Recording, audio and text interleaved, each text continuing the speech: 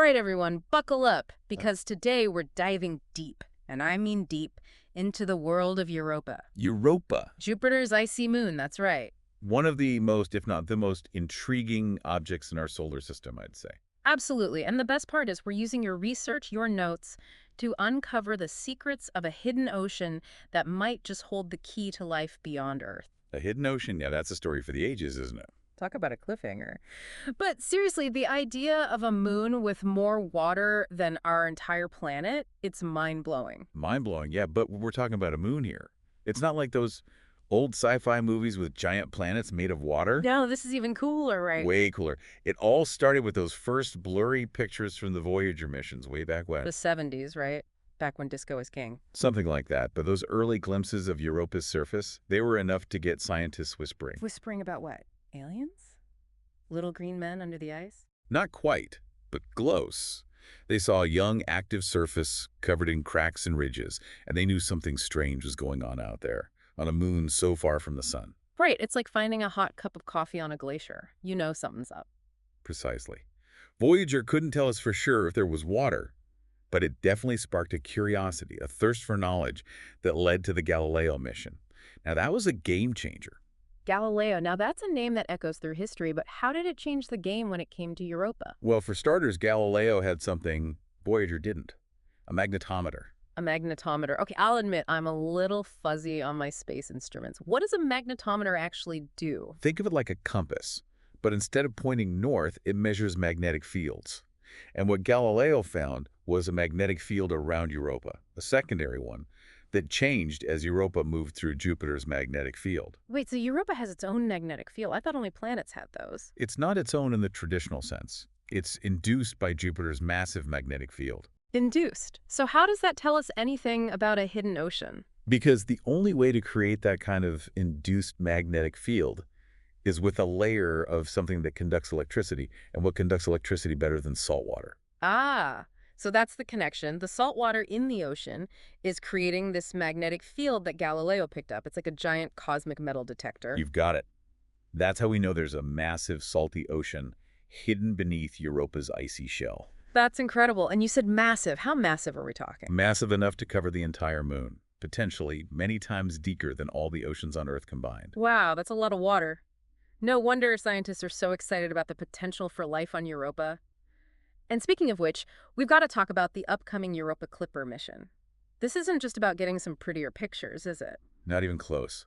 This is about answering some of the biggest questions in science, about whether we're alone in the universe, about what it takes for life to exist. It's like sending a high-tech detective to investigate a crime scene, but the crime scene is an entire moon. And the clues are hidden beneath miles of ice. So what's in our detective's toolkit? What kind of gadgets and gizmos will Europa Clipper be using to crack this case? We're talking cutting-edge technology here. Cameras, spectrometers, radar, the works. Okay, but before we dive into the tech, let's be clear about what Europa Clipper is actually trying to do. We're not talking about finding aliens swimming around. Right. At least, not yet. Right. Europa Clipper's mission is to figure out if Europa is habitable, if it has the right stuff for life as we know it to exist. So think of it as laying the groundwork for future missions, maybe even ones that could search for life directly. Precisely.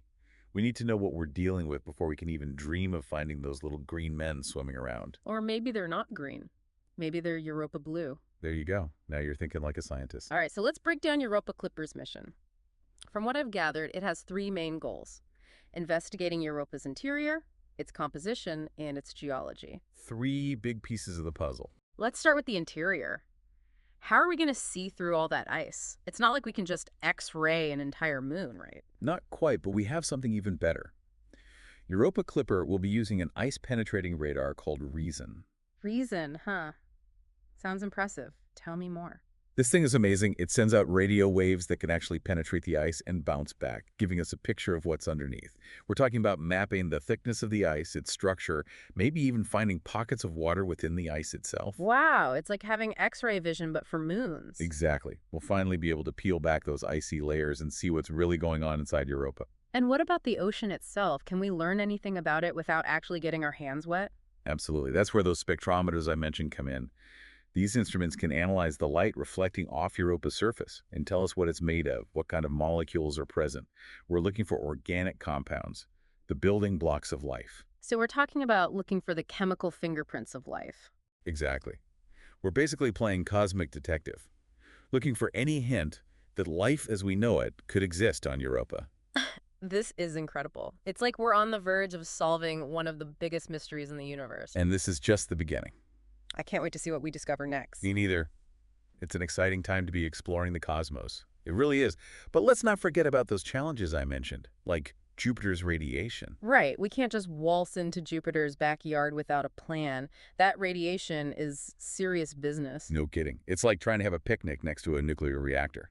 Okay, that's not exactly my idea of a relaxing afternoon. So how does Europa Clipper plan to deal with all that radiation? I mean, we don't want our high-tech detective getting fried before it even starts investigating. Definitely not. Yeah. So instead of orbiting Europa directly, which would expose it to constant radiation, Europa Clipper has a, let's say, strategic approach. Strategic.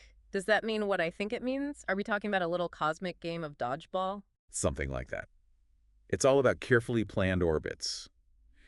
Europa Clipper will swoop in for close flybys of Europa, grab as much data as it can, And then? and then it'll swing back out to a safer distance from Jupiter, minimizing its exposure to those nasty radiation belts. So it's like a cosmic hit and run, but for science? I like it. But those flybys must be timed perfectly. Oh, absolutely. We're talking about precision navigation here. Right. Each flyby is like a perfectly choreographed dance. A dance with the moon, that's a new one. It's all about orbital resonance. Orbital resonance, there's that phrase again. Now, in the simplest terms possible, because I'm still wrapping my head around it, what does that mean? It basically means that Europa Clipper's orbit is timed so that for every few orbits it makes around Jupiter, Europa completes one orbit around the planet. It's like they're dancing partners, always meeting up at the same spot in the cosmic ballroom. Okay, that makes sense, but what's the big advantage of this synchronized swimming, or rather, synchronized orbiting? Why not just have Europa Clipper hang out near Europa all the time? Because if Europa Clipper just stayed in one spot relative to Europa, we'd only ever get to see one side of the moon, right? Right, like the dark side of the moon. Exactly. But by using this orbital resonance, we can eventually map almost the entire surface of Europa. So it's about efficiency and coverage. Precisely. We want to see it all. All right, I'm sold. Orbital resonance it is. But let's talk about those close encounters, those flybys. What's actually happening in those precious few moments when Europa Clipper gets up close and personal with our icy friend? Well, for starters, those high-resolution cameras will be working overtime. We're talking about seeing details of Europa's surface that have never been seen before. Better than HD, better than 4K. Way better. Think IMAX, but for a moon. We'll be able to see features that are just a few meters across. Wow, that's incredible. But we're not just there for a sightseeing tour, are we? Definitely not. While those cameras are busy snapping pics, the spectrometers will be analyzing the light reflecting off Europa's surface, telling us what it's made of, especially if it contains organic molecules. Those building blocks of life, every time I hear that phrase, I get goosebumps. And speaking of goosebumps, remember those plumes we talked about? The ones that might be erupting from Europa's ocean? Oh yeah, the geysers. Do you think Europa Clipper will see them? We're hoping so. And if we're really lucky, Europa Clipper might even be able to fly through one. Seriously. And Right. analyze the plume directly. That would be amazing. It would be like getting a sample delivery straight from Europa's ocean. Talk about a cosmic gift basket. But even without a direct plume sample, we've got the ice-penetrating radar, right? Mapping out the secrets beneath the ice. Exactly. Every time Europa Clipper flies by, that radar will be hard at work, mapping the thickness of the ice and giving us a glimpse of what lies beneath. It's like giving Europa a sonogram. And let's not forget those magnetometers. They'll be busy mapping out Europa's magnetic field, which tells us a lot about the ocean's salinity, its depth. So we've got cameras, spectrometers, radar, magnetometers, a whole orchestra of instruments working in harmony. It's a symphony of science. I love it. But all of this incredible data, it doesn't just magically appear back on Earth, does it? That's where things get even more interesting. It's a journey in itself, a story for another time, or perhaps I should say another part of our deep dive. So we've got all this data making its way across millions of miles back from this tiny moon way out near Jupiter. But how does that data actually become knowledge? That's the really exciting part. The data itself is just the beginning. Mm. What we really need is a team of brilliant minds to make sense of it all. So it's like we've got all the pieces of a giant jigsaw puzzle, but we need someone to put it together. Exactly, and that's where scientists from all over the world come in. Once Europa Clipper sends that data back home, it goes to the planetary data system. It's like a giant library, but for space data. So anyone can just access this library. Absolutely. It's completely free and open to the public. Researchers, students, even armchair astronomers can dive in and explore the mysteries of Europa. That's amazing. It's like giving everyone a backstage pass to one of humanity's greatest adventures. So what happens when all these scientists get their hands on this treasure trove of data? Oh, that's when the real fun begins. They'll be looking for patterns, testing theories, writing papers, and hopefully making some groundbreaking discoveries. I can only imagine the excitement, the anticipation of uncovering something truly remarkable in all that data. But even with all that Europa Clipper is just one mission, right? There's so much more to explore out there. Exactly. Europa Clipper is just the tip of the iceberg, so to speak. It's part of a much larger effort to explore these ocean worlds in our solar system. And these ocean worlds, places like Europa and Enceladus, they're not just scientifically fascinating, are they? They represent something truly profound. They do. They hold the potential for answering one of humanity's oldest questions. Are we alone? It's a question that has captivated our imaginations for centuries, and now, thanks to missions like Europa Clipper, we're finally getting close to an answer. I, for one, can't wait to see what we find. Who knows? Maybe there's a whole ecosystem thriving beneath the ice of Europa, completely different from anything we've ever seen before. Or maybe there are even more bizarre and wonderful worlds out there just waiting to be discovered. It's an incredible time to be alive, and I hope this deep dive has inspired you to learn more about the incredible universe we live in. Thanks for listening. It's been my pleasure. Until next time.